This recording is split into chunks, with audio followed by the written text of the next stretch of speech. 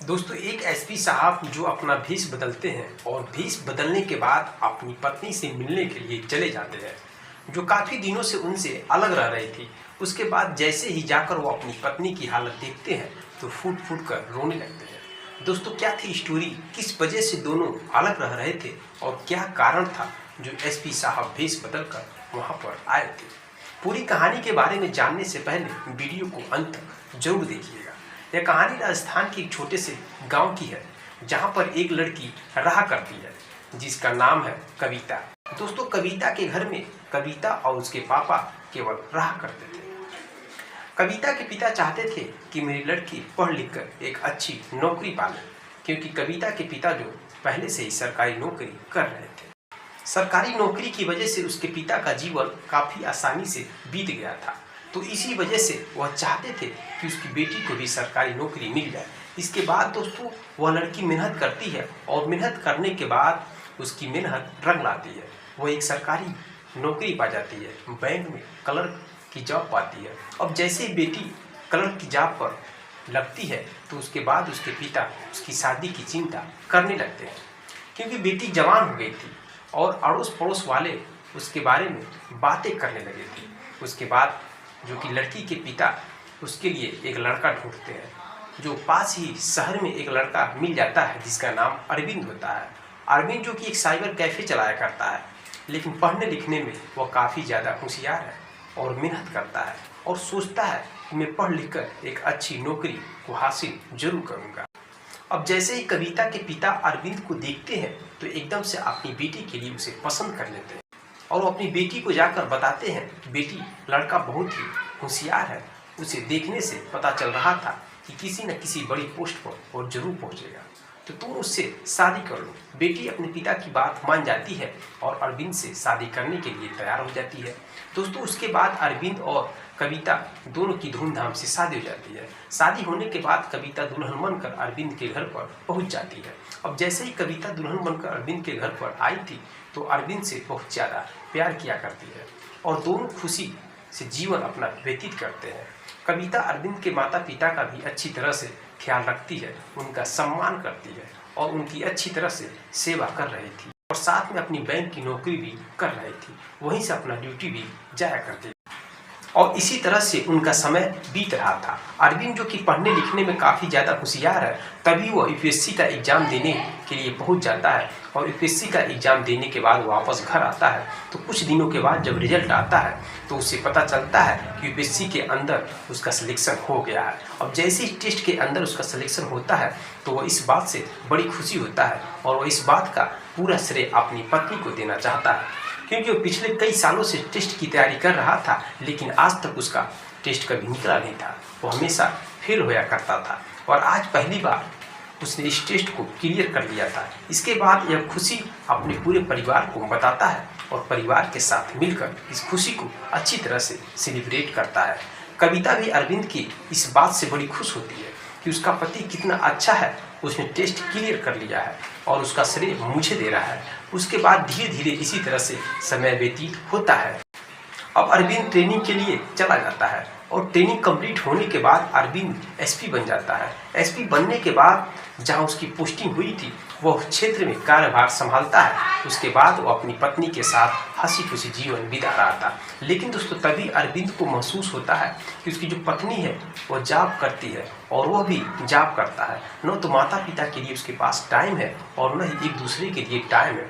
उसके बाद अरविंद वह अपनी पत्नी से कहता है कि तुम ऐसा करो, इस नौकरी को छोड़ दो, मैं तो सरकारी नौकरी करता हूँ, पैसे की कोई दिक्कत नहीं है, नौकरी छोड़ दो, तुम्हें नौकरी करने की कोई ज़रूरत नहीं है। अब इस बात को जैसे ही कविता सुनती है तो पहले वो मना करती है, लेकिन जब अरविंद जोर देता है तो सोचती है कि मुझसे मेरा पति बहुत ही प्रेम करता है, तो कोई दिक्कत नहीं है, मैं बैंक की नौकरी छोड़ देती हूँ।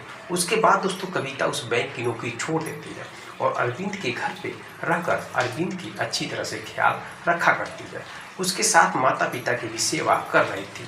लेकिन दोस्तों, कहते हैं ना कि परिवार की खुशियों को किसी की बुरी नज़र कभी लग जाता है, ऐसा ही इसके परिवार को एक बुरी नज़र लग जाता है। होता यूँ है कि अरविंद को अब धीरे धीरे अपनी पत्नी के प्रति शक की कीड़ा जागने लगता है, यानी शक करने लगता है अपनी पत्नी पर। अरविंद सोचता है कि मेरी पत्नी के उसके बैंक के कर्मचारी जो साथ में रहते थे उनके साथ प्रेम प्रसंग है और इसी वजह से वो लोग उससे मिलने के लिए आया करते हैं। दरअसल दोस्तों, जब कविता इस्तीफा दे देती है तो उसके बाद उसके बैंक के कर्मचारी कभी कभी कविता से मिलने के लिए उसके घर पर आया करते थे, क्योंकि कविता का नेचर बहुत अच्छा था और वह लोग बहुत ही फ्रेंडली उससे जुड़ चुके थे। उसके बाद जैसे ही यह बात अरविंद को पता चलती है तो यह बात अंदर ही अंदर उसे खटकने लगता है। धीरे धीरे अरविंद और कविता के बीच में मतभेद होने लगता है, लेकिन अरविंद कभी भी इस बात को जाहिर नहीं होने देता है।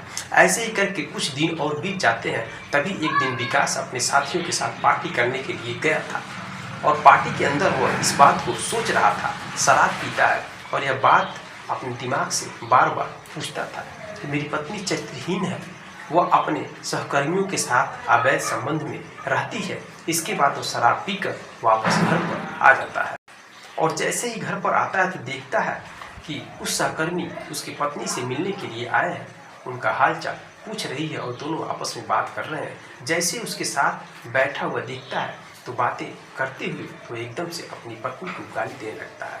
अब इस बात को जैसे ही सहकर्मी देखते हैं तो उसकी पत्नी देखती है तो एकदम से हैरान हो जाते हैं, इस तरह से बातें क्यों कर रहा है मेरा पति। लेकिन अरविंद अपना आपा खो देता है और अपनी पत्नी को बुरी बुरी तरह से गालियां देने लगता है। इस बात को देखकर सहकर्मी वहां से चले जाते हैं और उसके बाद अरविंद काफ़ी देर तक अपनी पत्नी से लड़ाई करता है और रात हो गई थी। रात के समय कविता उसे बहुत समझाने की कोशिश करती है, कहती है कि ऐसा कुछ नहीं है जैसा तुम सोच रहे हो। अरविंद के माता पिता भी समझाने की कोशिश करते हैं, लेकिन दोस्तों उसने शराब पी रखी थी और शराब के नशे में कारण वो नहीं समझता है और कविता के ऊपर हाथ छोड़ देता है।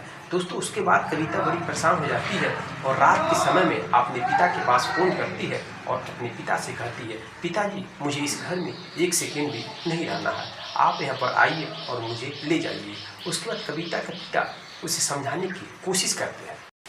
अब जब बेटी नहीं मानती है तो उसके पिता रात में ही आते हैं और अपनी बेटी को रात में लेकर अपने घर चले जाते हैं। दोस्तों धीरे धीरे सुबह होती है। सुबह होने के समय में अरविंद का नशा उतरता है और रात की सभी बातों को याद करने लगता है। लेकिन दोस्तों अरविंद के मन में कहीं ना कहीं यह बात चल रही थी कि उसकी पत्नी सहकर्मियों के साथ अवैध संबंध में है। इसके बाद अरविंद अपने गुस्से में अपने घर पर बैठा रहता है।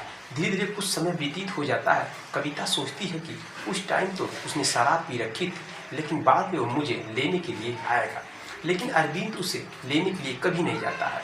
उसके बाद कविता इस बात से परेशान हो जाती है। परेशान होने के बाद वह तलाक का केस कोर्ट में दर्ज कर देती है। दोनों का केस चलता है और केस चलने के कुछ दिनों बाद दोस्तों दोनों के बीच तलाक हो जाता है। तलाक होने के बाद जो अरविंद है वो अपने घर पर रहता है और कविता अपने घर पर रहती है। विकास अभी तक जो कि इस बात को जिम्मेदार ठहरा रहा था कि जो उसका घर उजाड़ा है, जो उसकी पत्नी है, वही मेरे घर को बर्बाद की है। हालांकि दोस्तों उसकी पत्नी ने उसका साथ दिया था, उसे समझाया करती थी, बैंक में सरकारी नौकरी किया करती थी, लेकिन उसके वजह से नौकरी छोड़ दी थी। उसका कैरेक्टर सही था, लेकिन झूठ में अरविंद अपनी पत्नी पर शक कर रहा था। अब धीरे धीरे उनके तलाक के 6 महीने बीत जाते हैं और 6 महीने के बाद अरविंद सोचता है कि कहीं ऐसा ना हो कि मैंने अपनी पत्नी के ऊपर बहुत ज़्यादा शक किया हो और वो अपनी जगह पर सही हो। उसके बाद अरविंद अपने बेस पर उन चीज़ों की हकीकत खोजता है और धीरे धीरे कुछ दिनों तक उसकी तहकीकात करता है और तहकीकात के बाद उसे पता चलता है कविता का कोई ऐसा इरादा नहीं था। वो तो केवल कैजुअलिटी उन लोगों से बातें किया करते थे और उसके सहकर्मी थे वो उससे मिलने के लिए आ जाया करते थे, क्योंकि कविता का स्वभाव बहुत ही अच्छा था। और इस बात को सुनकर अरविंद को थोड़ा सा बहुत बुरा लगता है, लेकिन तभी उसका घमंड उसके आड़े आ जाता है। वो सोचने लगता है कि अगर कविता गलत नहीं थी तो उसे इस तरह से रूठ कर नहीं जाना चाहिए था, सुबह तक इंतजार करना चाहिए था, और जब मेरा शराब का नशा उतर जाता तो मैं उसके बाद उसे समझाने की कोशिश करता। इसी घमंड के कारण अरविंद भी अपनी पत्नी को लेने के लिए मायके नहीं जाता है। इधर जो कविता थी वो अपने घर में अपना समय व्यतीत कर रही थी। धीरे धीरे समय बीत जाता है और समय के साथ साथ उसके पिता की हार्ट अटैक के कारण मौत हो जाती है, क्योंकि उसके पिता इस बात को सोच कर काफ़ी ज़्यादा परेशान हो रहे थे कि उनकी जवान बेटी का घर उजड़ गया है, अब उसका क्या होगा, अब उसकी शादी कैसे होगी। उन्होंने कई बार कोशिश की थी अपनी बेटी की दूसरी शादी करने के लिए, लेकिन उनकी बेटी उनसे साफ इनकार कर दिया करती थी। कह दिया करती थी, पिताजी शादी जिंदगी में बस एक बार होती है और मेरी एक बार शादी हो चुकी है, अब मैं बिल्कुल भी शादी नहीं करूंगी। उसके बाद एक दिन अचानक से कविता के पिता को हार्ट अटैक आता है और हार्ट अटैक के कारण उनकी मौत हो जाती है। अब जैसे उनके पिता की मौत हो गई थी तो उसके बाद जो कि कविता एकदम से अकेले पड़ जाती है और वह दर दर की ठोकर खाने लगती है, क्योंकि दोस्तों अब तक जो घर चल रहा था उसके पिता के पेंशन की वजह से चल रहा था।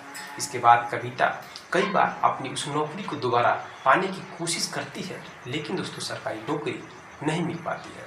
अब उसके बाद कविता बहुत ही ज़्यादा परेशान हो जाती है, क्योंकि उसके पिता की मौत हो चुकी थी। घर में जो भी थोड़ा बहुत पैसे थे वो पैसे सब खर्च हो। तभी उसकी दुकान में आता है कि चाय की दुकान खोल लिया जाए। उसके बाद दोस्तों वो चौराहे पे अपने चाय की दुकान खोल लेती है, क्योंकि चाय की दुकान में बहुत कम पूंजी लगाना पड़ता है। इसके बाद वो चाय की दुकान चलाती है, चाय बेचने लगती है, सभी लोगों को चाय पिलाती है।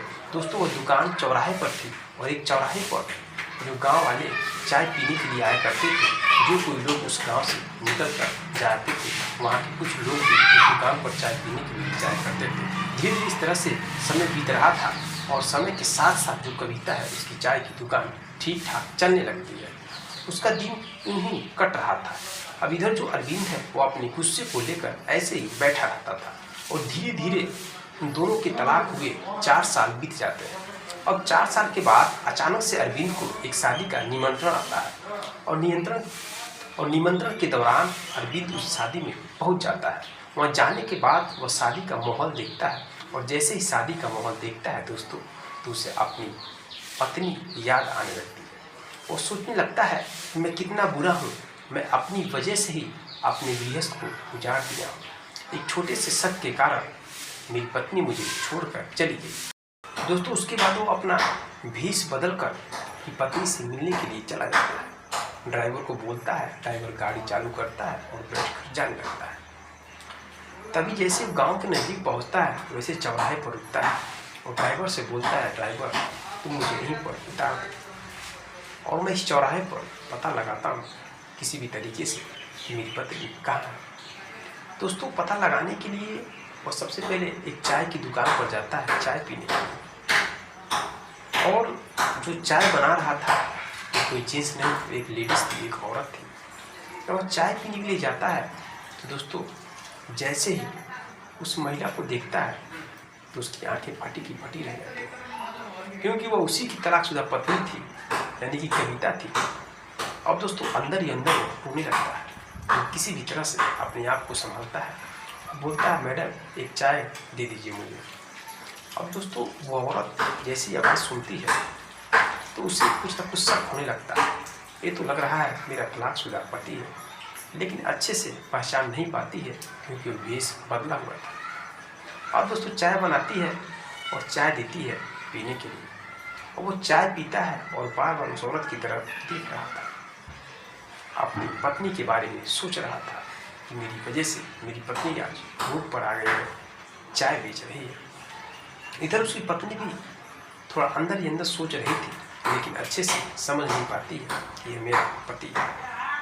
इसके बाद दोस्तों उसका पति अपना हुलिया चेंज कर देता है, जो भी पहना था उस कपड़े को निकाल कर और अपने असली रूप में आ जाता है।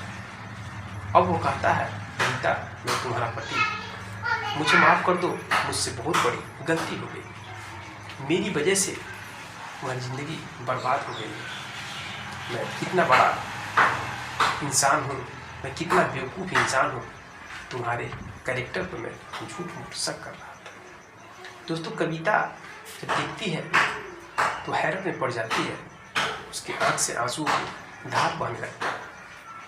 वो कहती है कि आपकी वजह से मैं रोड पर आ गई हूँ और चाय बेच रही हूँ।